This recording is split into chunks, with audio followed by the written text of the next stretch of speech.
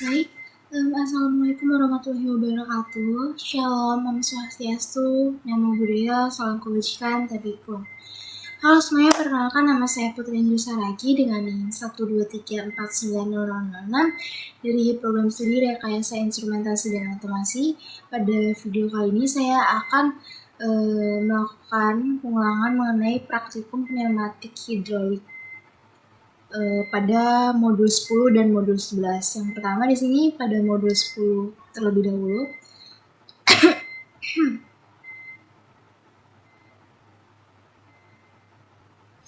Di sini terlihat pada slide pertama,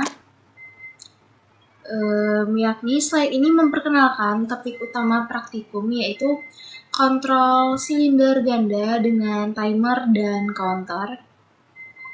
Judul ini menggambarkan bahwa praktikan akan belajar bagaimana dua silinder pneumatik dikendalikan menggunakan PLC dengan pemanfaatan timer dan counter.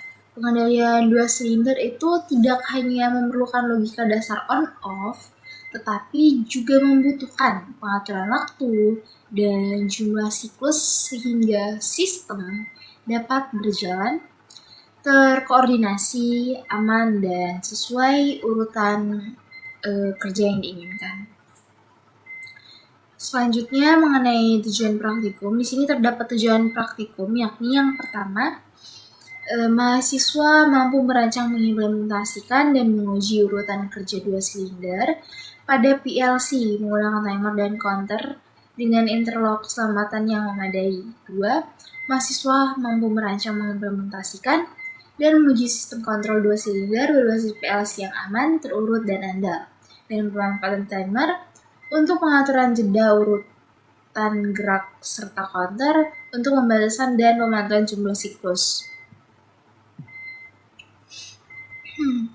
Selanjutnya slide ketiga. Ini merupakan penjabaran konsep mengenai bagaimana sistem kontrol dua silinder dirancang menggunakan PLC. Di sini dijelaskan bahwa tugas utama praktikan nantinya adalah memetakan input seperti tombol on, off, dan sensor terbatas, serta output berupa coil valve untuk menggerakkan silinder.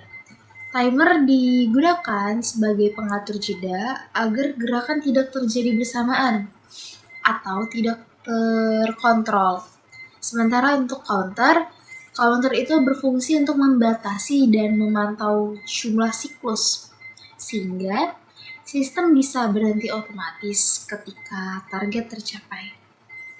Slide ini juga menekankan pentingnya interlock untuk mencegah tabrakan silinder serta penanganan kondisi gagal seperti sensor tidak aktif dalam waktu tertentu.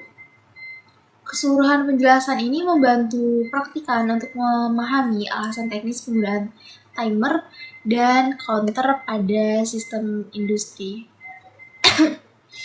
Selanjutnya pada slide 4 dan slide 5, di sini dua slide ini merupakan sebuah diagram ladder yang nantinya akan diimplementasikan pada trainer PLC. Slide ini tidak memiliki banyak teks, tetapi sangat penting karena menunjukkan struktur logika ruang demi ruang, termasuk bagaimana timer, tone, counter CPU, interlock sensor, serta urutan penggerakan silinder diatur dalam ladder diagram. Nah, melalui slide ini, kita tuh diharapkan mampu membaca, menganalisis, dan memahami logika rangkaian yang menjadi dasar pada sistem otomasi. Selanjutnya kita akan beralih kepada aplikasi dari PLC-nya. Kita bakal bikin diagram ini. Kita rangkai diagramnya dulu, lalu setelah itu kita sambungkan ke PLC-nya.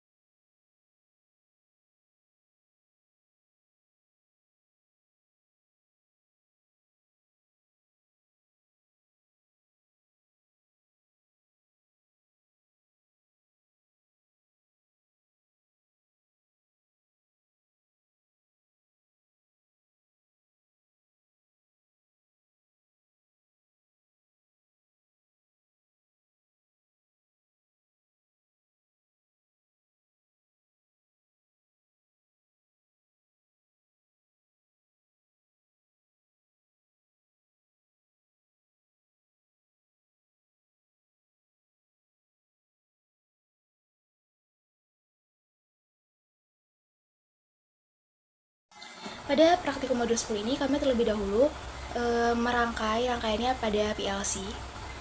Lalu pada rangkaian modul ini, sistem ini terdiri dari 2 silinder, yakni S1 dan S2, yang dioperasikan oleh PLC menggunakan logika ladder, timer, dan counter. Alur kerjanya dimulai ketika tombol start ditekan, sehingga PLC mengaktifkan coil katup untuk menggerakkan silinder 1 atau S1 untuk maju. Lalu, sensor atau limit switch pada ujung silinder mendeteksi bahwa S1 telah mencapai posisi maju sepenuhnya. Begitu sensor aktif, PLC menjalankan timer ataupun PON untuk memberikan jeda tertentu sebelum memerintahkan silinder 2 untuk maju. Setelah waktu pada timer terpenuhi, S2 akan bergerak maju sesuai instruksi coil pada rung berikutnya. Ketika S2 mencapai posisi maju penuh dan sensor limitnya aktif, PLC memicu langkah berikutnya, yaitu menarik kembali S2 ke posisi awal. S2 kembali hingga sensor posisi mundur aktif, lalu PLC akan menginstruksikan kepada S1 untuk kembali ke posisi awal. Nah, setelah seluruh urutannya itu selesai, counter ataupun CPU akan mencatat satu siklus lengkap.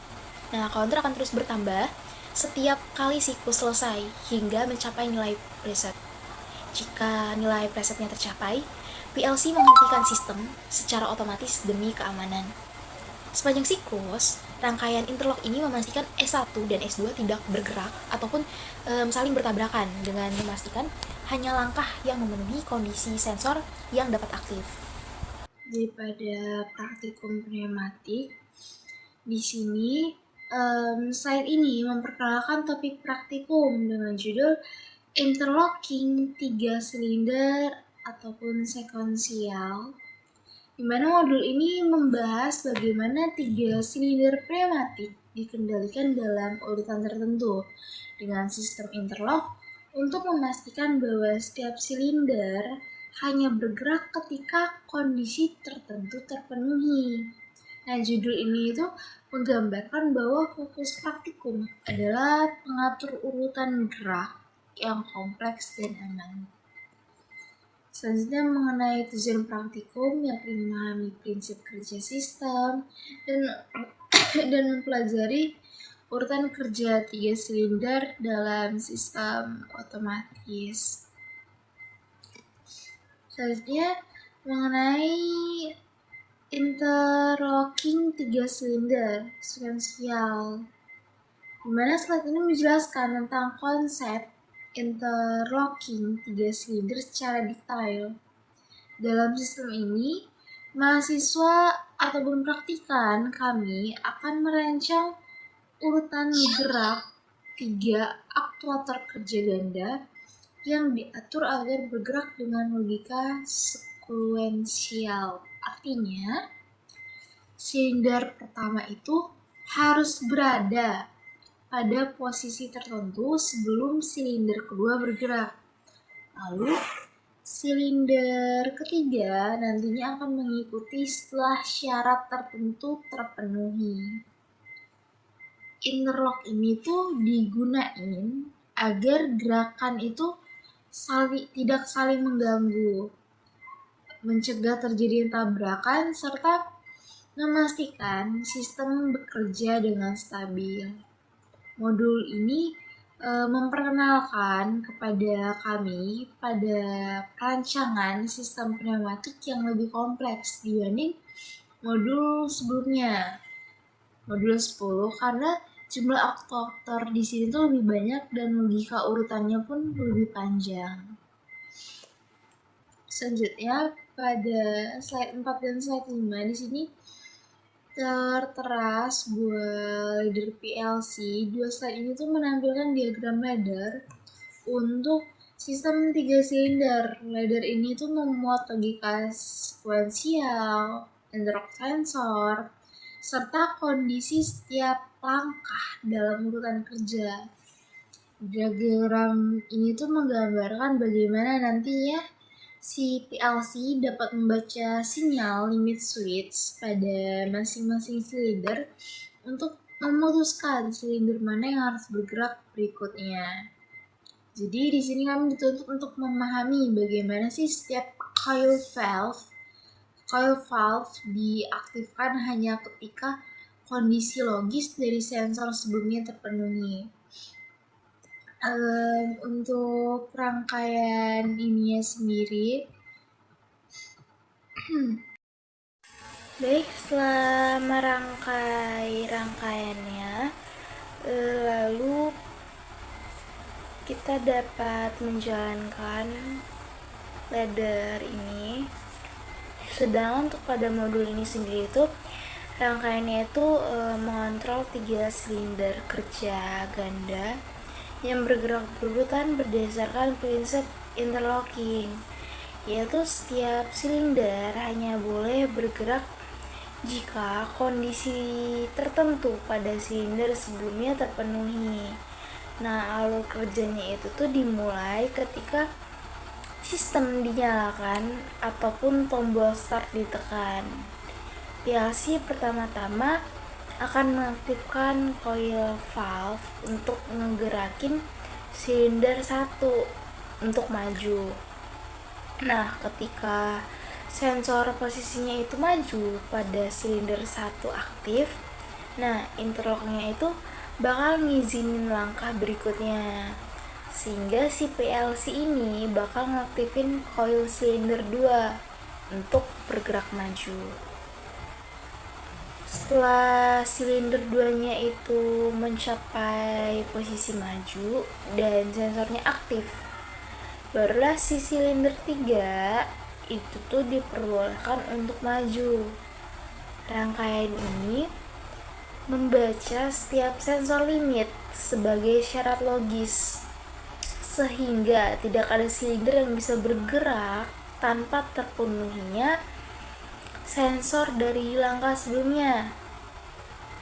Nah, setelah ketiga silinder itu maju, sistemnya kemudian masuk ke tahap pengembalian atau return sequence, di mana umumnya urutan kembali itu dilakukan secara terbalik. Nah, silinder 3 itu mundur terlebih dahulu, lalu diikuti dengan silinder 2, dan terakhir silinder 1 kembali ke posisi awal. Sepanjang proses, interlocking ini memastikan urutan tidak dilompati, tidak terjadi tabrakan gerak antar silinder, dan sistem tetap aman serta predictable. Dengan sistem ini, proses sekuensial 3 aktuator dapat berjalan otomatis, stabil, dan logis sesuai desain ladder PLC.